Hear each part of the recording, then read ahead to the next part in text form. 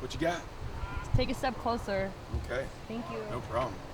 What does Nico mean that's different than what you guys have had in the spring? Just fired up about him. Not comparing him to anybody, but we've obviously had limited time. But 2 days out there, he's been a ball hawk. He's attacking the process.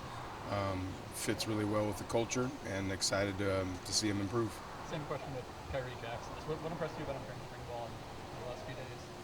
Yeah, post spring ball, you definitely see a glimpse of greatness there, and that's our responsibility to bring it out of him. So consistent play is what we're challenging from him, and after 2 days, he's been attacking that. From last year to this year, what are some of the things that you really want to see this defense improve on? Everything.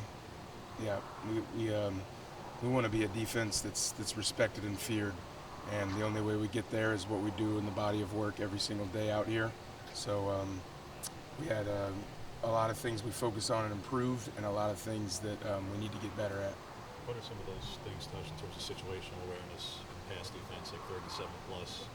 Just how you, when you have a veteran group in the secondary in particular, with a lot of juniors, a lot of seniors, 5th, 6th-year guys, just how do you attack and address situational awareness? Yeah, we just got to get better at what we're doing. That was one of the coolest things about the continuity of the staff and having the ability to focus on a self-scout is see where we went wrong, see where we went right, and fix the things where we went wrong. So obviously, 3rd down defense, pass defense was something that we didn't address, and then really diving into those statistics, never assuming anything. So, when you focus on something and you actually don't see a whole lot of balls going over the top, that it's not like you look at a statistic and then make determination from that. We want to always allow the evidence to drive the theory.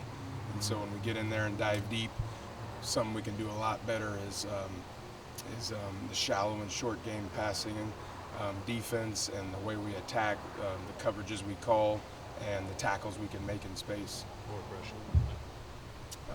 Just going to improve at everything. If we want to, I would love to improve our aggression. Absolutely. What are your thoughts on the inside linebacker groups? Really fired up and excited to see them operate.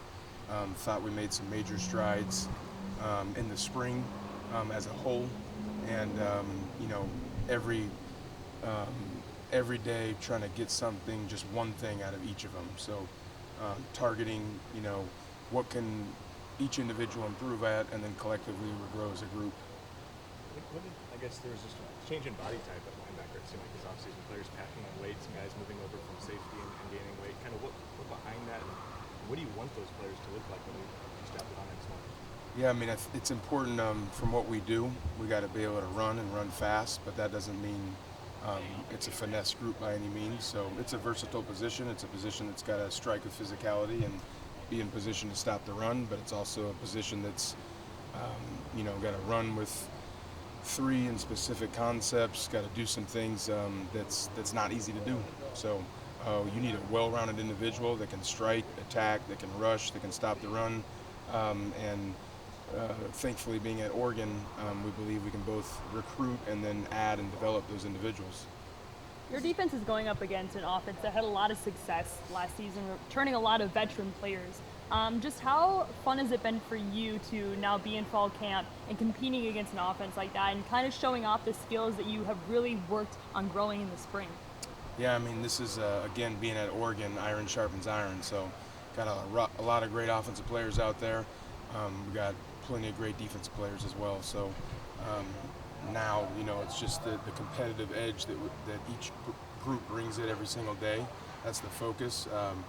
Coach Stein and the offense are doing a lot of great things for us that are going to prepare us better for the season as far as what they're doing on offense as well, and for us to adjust to that. So it's great to see. Tashim and Evan both played in the box and deep, a good bit deep in the spring. What do you like about them deep, and how much does guys like Cole and Jaleel Nickel kind of play into whether or not you keep them deep or move them back in the box? Yeah, I mean, the focal point of their position, you're going to ask those guys, obviously, to play a half-field safety, to play in the box, to cover man-to-man. We're going to bring those guys in pressures as well. So, again, it's an individual that's capable of doing all that, and confident that those guys, along with Steve Stevens, along with Ryan Addison, we got a group there that's thriving off each other, competing, Just excited to continue to see their development, really. This is kind of been billed as the year of the quarterback in the Pac-12. As a defensive coach, how much motivation does that give you? Well, I think, I played in this conference. My quarterback was Aaron Rodgers, played against multiple Heisman Trophy winners. This conference has an awesome reputation. So offense, excels, and it all starts with the quarterback. So I think that's just consistent within this conference. It makes it harder, and we love that challenge. We're going to do our best to affect those guys.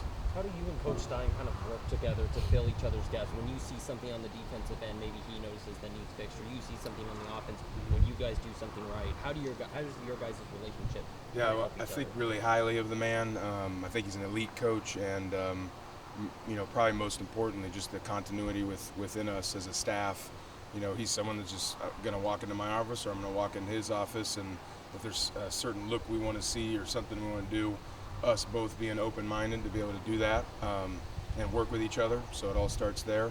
And again, just naturally from what they're doing, there's a lot of additions there that are difficult to prepare for. So really good for us to see them. What does I know.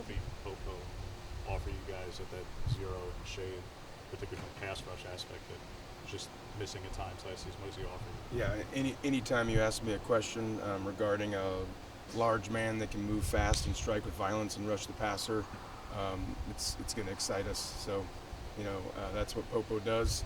So what I respect about Popo is what he's been doing off the field with body preservation, the ways of attacking his rehab, his diet. When you look at his weight, sometimes it's surprising of what he is, and then when you see him move out there. So really excited about it, and of how he's attacking every day. And, now with him, it's about getting the rust off, getting in tune schematically, and then, of course, improving from fundamentals and technique.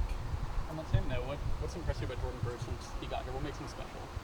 Yeah, again, it's a guy with the right measurables, right? So it's an individual that there's quite a few individuals that play up front in the National Football League that look like him. So the big challenge to Jordan is to play with the physicality, to play with a relentless effort consistently. So you see those flashes with him, and when you see it, you see greatness. And again, it's our job to really bring that out of him. I know connection is one of your DNA traits.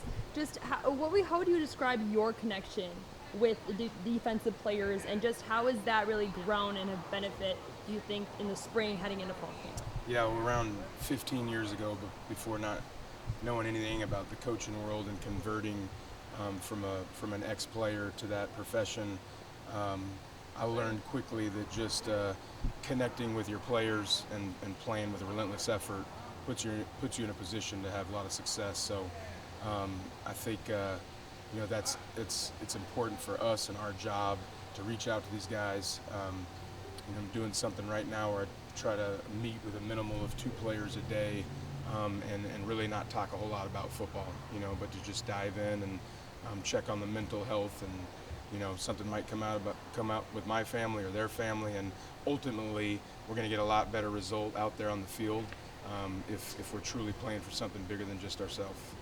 Thank you, Coach. Okay. All right, now. Have a good one.